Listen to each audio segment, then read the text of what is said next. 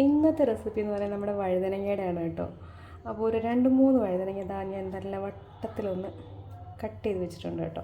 ഇനി നമ്മൾ ആദ്യം ചെയ്യുന്നത് ഒരു പ്ലേറ്റിലേക്ക് കുറച്ച് ഓയിൽ ഒഴിക്കുകയാണ് കേട്ടോ. അതിനൊരു മസാല നമുക്ക് തയ്യാറാക്കാനാണ്.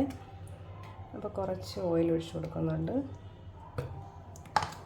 പിന്നെ നമ്മൾ ചെയ്യുന്നത് കുറച്ച് മഞ്ഞൾപ്പൊടി ഇട്ട് കൊടുക്കുക.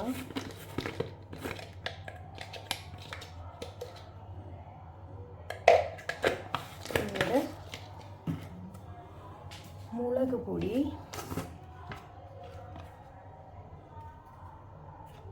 ഓക്കെ, ഇനി കുറച്ച് ഉപ്പിട്ട് കൊടുക്കണം. കുറച്ച് കടലപ്പൊടി, അപ്പോൾ കുറച്ച് ഉപ്പിട്ട് കൊടുക്കുകയാണ്. കുറച്ച് കടലപ്പൊടി ഇട്ട് കൊടുക്കണം. കുറച്ച് വെച്ച് കഴിഞ്ഞാൽ ഒരു 2 സ്പൂണ്. ഇനി നമുക്കൊന്ന് മിക്സ് ചെയ്യാം. കൈ കൊണ്ട് തന്നെ ഒന്ന് മിക്സ് ചെയ്യാം. ഞാൻ വെള്ളം ഒഴിച്ചിട്ടേ ഇല്ല. വെള്ളം വേണമെന്നുണ്ടെങ്കിൽ നമുക്ക് കുറച്ച് വെള്ളവും കൂടി ഇടും. മിക്സ് ചെയ്യാൻ വേണ്ടിയിട്ട് കുറച്ച് വെള്ളം കൂടി വേണമെങ്കിൽ എടുക്കാം കേട്ടോ. അപ്പോൾ ഇനിയൊന്നുമില്ല, നമ്മളിത് ഓരോന്നും അങ്ങോട്ട് എടുക്കുക. ഇതിലേക്ക് നല്ല രീതിയിൽ അങ്ങോട്ട് പുരട്ടി കൊടുക്കുക. ഞാൻ വെള്ളം ഒഴിച്ചിട്ടില്ല, അപ്പോൾ ഒന്ന് പുരട്ടി കൊടുക്കുക. ഓക്കെ, നമ്മളൊക്കെ മീനൊക്കെ വറക്കാൻ വേണ്ടിയിട്ട് എടുക്കുന്ന പോലെ ഇതൊന്ന് നമുക്ക് പുരട്ടി വെക്കാനില്ല. കുറച്ച് വെള്ളം ഞാൻ തളിച്ച് കൊടുത്തിട്ടുണ്ട്, അല്ലെങ്കിൽ ഇത് മിക്സ് ചെയ്യാൻ വെച്ച് പാടായിരിക്കും, അതുകൊണ്ടിട്ടാണ് കേട്ടോ.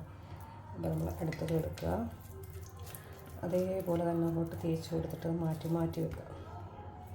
അപ്പോൾ അങ്ങനെ എല്ലാം നമ്മളിതുപോലെ ഒന്ന് മസാല തേച്ച് കുറച്ച് നേരം വെച്ചിട്ടൊന്ന് ഫ്രൈ ചെയ്തെടുക്കണം.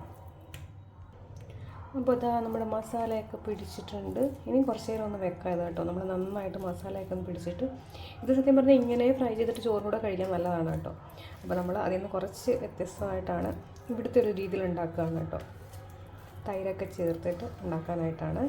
അപ്പോൾ ഇത് കുറച്ച് നേരം ഒന്ന് ഇരിക്കട്ടെ. ഓക്കെ, അപ്പോൾ നമ്മുടെ വഴുതനങ്ങയെല്ലാം നമ്മൾ മസാല പുരട്ടി വെച്ചിട്ട് കുറച്ച് നേരം ആയിട്ടുണ്ട്. അപ്പോൾ നമുക്ക് ആദ്യം അതൊന്ന് ഫ്രൈ ചെയ്തെടുക്കാം കേട്ടോ. ഇത് ഒന്ന് ഫ്രൈ ചെയ്തതിന് ശേഷമാണ് നമ്മൾ അടുത്ത സ്റ്റെപ്പിലേക്ക് പോകുന്നത്. ഇത് ഫ്രൈ ചെയ്തിട്ട് അങ്ങനെ തന്നെ നമുക്ക് ചോറിൻ്റെ കൂടെ കഴിക്കാൻ പറ്റും. അതിൻ്റെയൊക്കെ റെസിപ്പി ഞാൻ നേരത്തെ അപ്ലോഡ് ചെയ്തിട്ടുള്ളതാണ് കേട്ടോ. അത് പ്ലെയിനായിട്ട് നമ്മൾ ഫ്രൈ ചെയ്തിട്ട് റൊട്ടിയുടെ കൂടെയോ ചോറിൻ്റെ കൂടെയോ ഒക്കെ കഴിക്കാൻ നല്ലതാണ്. പക്ഷേ ഞാൻ ആ ഒരു മസാലയ്ക്കകത്ത് കുറച്ച് കോൺഫ്ലവർ കൂടി ചേർത്തിട്ടുണ്ടായിരുന്നു. കാര്യം എന്ന് വെച്ച് കഴിഞ്ഞാൽ നല്ല ക്രിസ്പി ആയിട്ട് കിട്ടാൻ വേണ്ടിയിട്ടായിരുന്നേ.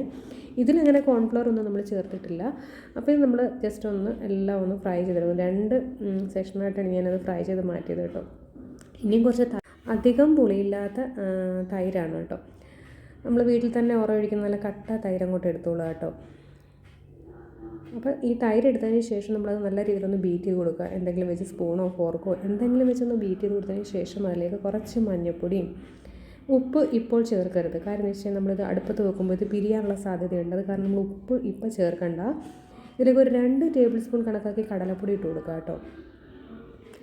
ഇനിയിപ്പോൾ കടലപ്പൊടി ഇല്ല എന്നുണ്ടെങ്കിൽ നമുക്കൊരു തിക്നെസ് കിട്ടാൻ വേണ്ടിയിട്ടാണ്. വേണം മൈദ ഇട്ട് കൊടുത്താലും മതി. പക്ഷേ ഒരു ടേസ്റ്റ് നമ്മൾ ആ കടലയും കൂടെ കിട്ടുമ്പോഴാണ് അതിൻ്റെ ഒരു കറക്റ്റ് ടേസ്റ്റ് കിട്ടുന്നത്. അപ്പോൾ കടലപ്പൊടി മാക്സിമം ചേർക്കാൻ നോക്കുക. 2 ടേബിൾ സ്പൂൺ ചേർത്താൽ മതി. ഒരുപാട് അങ്ങ് ചേർക്കേണ്ടത്, ഇത് നല്ല അങ്ങ് തിക്കായി പോവും ഗ്രേവി ഭയങ്കരമായിട്ട്. അപ്പോൾ ഇത് നല്ല രീതിയിലൊന്ന് ബീറ്റ് ചെയ്യുക. അതിലേക്ക് ശേഷം നമ്മൾ കുറച്ച് മുളക് പൊടി, ഒരു ടേബിൾ സ്പൂൺ കണക്കാക്കി നമ്മുടെ കാശ്മീരി ചില്ലി പൗഡർ ഇട്ട് കൊടുക്കുക കേട്ടോ. 1 ടേബിൾ സ്പൂൺ മതിയാവും, ഒന്നല്ലെങ്കിൽ 1.5, അതിൽ കൂടുതൽ പോകണ്ട. അപ്പോൾ അതുകൂടി ഇട്ടിട്ടൊന്ന് മിക്സ് ചെയ്യുക. പിന്നെ നമ്മൾ ചേർക്കുന്ന അല്പം മഞ്ഞൾപ്പൊടിയാണ് ചേർക്കുന്നത്. ഒരു 1/2 ടീസ്പൂൺ കണക്കാക്കി മഞ്ഞൾപ്പൊടിയും കൂടി ചേർത്തിട്ട് നല്ല രീതിയിൽ തന്നെ ഒന്ന് മിക്സ് ചെയ്ത് കൊടുക്കുക കേട്ടോ. വെള്ളമൊന്നും ചേർക്കേണ്ട ആവശ്യമില്ല, നമ്മൾ തിക്കായിട്ട് തന്നെ തിരിക്കണേ. അപ്പോൾ അതൊന്ന് മിക്സ് ചെയ്ത സൈഡിലേക്ക് മാറ്റി വെക്കാം. നമ്മളുടെ ഫ്രൈ അപ്പോൾ ഏകദേശം ആയിട്ടുണ്ടാവും. അപ്പോൾ അതെല്ലാം നമുക്കൊന്ന് കോരി മാറ്റണം. നല്ലൊരു റെസിപ്പിയാണ്, നമ്മുടെ ചപ്പാത്തിക്കും ചോറിനും ഒക്കെ പറ്റിയ നല്ല അടിപൊളി റെസിപ്പിയാണ് കേട്ടോ. അപ്പോൾ ഈ രീതിയിൽ തന്നെ നമുക്ക് വേണമെന്നുണ്ടെങ്കിൽ നമ്മുടെ ഉരുളക്കിഴങ്ങിൻ്റെ ഉണ്ടാക്കാം, വെണ്ടയ്ക്കയുടെ ഉണ്ടാക്കാം, അങ്ങനെയൊക്കെ ഏത് സബ്ജി മീൻസ് ഏത് വെജിറ്റബിൾസ് വേണമെന്നുണ്ടെങ്കിലും ഉണ്ടാക്കാമെന്ന് ഞാൻ പറയുന്നില്ല. കാര്യം എന്ന് വെച്ച് കഴിഞ്ഞാൽ നമ്മുടെ പടവളങ്ങയോ വെള്ളരിക്കയോ എന്ന് പറഞ്ഞാൽ ഇതുപോലെ ഉണ്ടാക്കാൻ പറ്റത്തില്ലല്ലോ. അപ്പോൾ വഴുതനങ്ങ ഉണ്ടാക്കാം, വെണ്ടയ്ക്ക ഉണ്ടാക്കാൻ പറ്റും, ഉരുളക്കിഴങ്ങ് ഉണ്ടാക്കാൻ പറ്റും. ഈ ഒരു മെത്തേഡ് തന്നെ നമുക്ക് ഉണ്ടാക്കിയെടുക്കാൻ പറ്റും കേട്ടോ.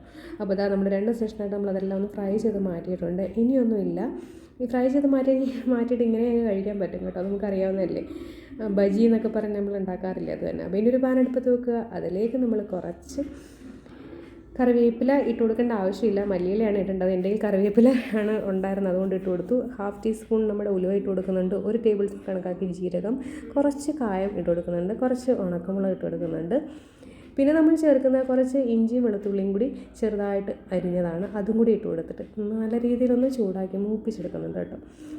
അപ്പോൾ ഒന്ന് മൂത്ത്, അതായത് പച്ചമണമൊക്കെ ഒന്ന് മാറി വരണം. നമ്മുടെ വെളുത്തുള്ളിയുടെയും ഇഞ്ചിയുടെയൊക്കെ ആ ഒരു പച്ച ചുവയൊക്കെ ഒന്ന് മാറി വരുന്ന ആ ഒരു സമയത്ത് നമ്മളുടെ മിക്സ് ചെയ്ത് വെച്ചിരിക്കുന്ന നമ്മൾ തൈരിൻ്റെ കൂട്ടില്ലേ, അത് അതിലേക്ക് അങ്ങോട്ട് ഒഴിച്ചു കൊടുക്കണേ.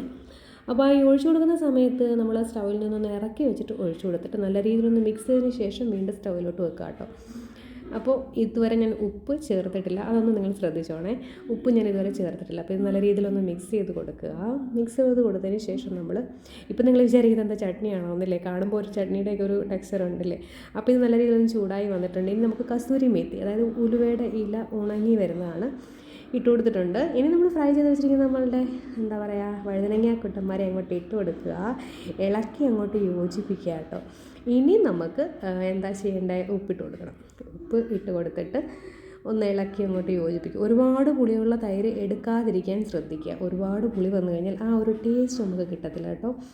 അധികം പുളി വേണ്ട, എന്നാൽ പുളി വേണം താനും. ഒരുപാട് പുളിയും വേണ്ട, എന്നാൽ ചെറിയ പുളിയും വേണം. ഓക്കെ, അപ്പോൾ ഇനി അടുപ്പത്ത് വെച്ച് ഒന്നുകൂടെ ചൂടാക്കി എടുക്കാം. സംഭവം സെറ്റാണ്. നല്ല പിരിക്കാച്ച് നമ്മളുടെ എന്താ പറയുക ദഹി ബേങ്കനെന്നോ ബേങ്കൻ ദഹിന്നോ അങ്ങനെയൊക്കെയാണ് ഇവിടെ പറയുന്നത് കേട്ടോ.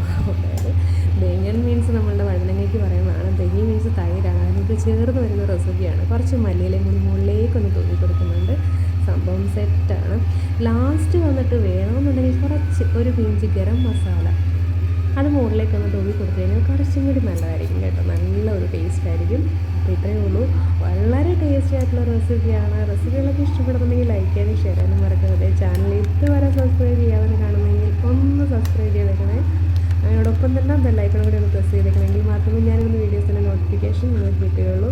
അപ്പോൾ നിങ്ങളുടെയൊക്കെ സപ്പോർട്ടുകൾ ഉണ്ടെങ്കിൽ മാത്രമേ വീണ്ടും വീണ്ടും വീഡിയോസൊക്കെ ഇടാൻ എനിക്ക് തോന്നുകയുള്ളൂ. അപ്പോൾ എല്ലാവരും ലൈക്ക് ചെയ്യുക, ഷെയർ ചെയ്യുക. ഇഷ്ടപ്പെടുന്നുണ്ടെങ്കിൽ നിങ്ങൾ ഷെയർ ചെയ്യാനും മറക്കരുത്, കമൻറ്റ്സ് ഇടുക. അപ്പോൾ അതാ നമ്മുടെ വഴുതനങ്ങ മസാല റെഡി ആയിട്ടുണ്ട്. നെക്സ്റ്റ് റെസിപ്പി കാണും വരെയും ബൈ.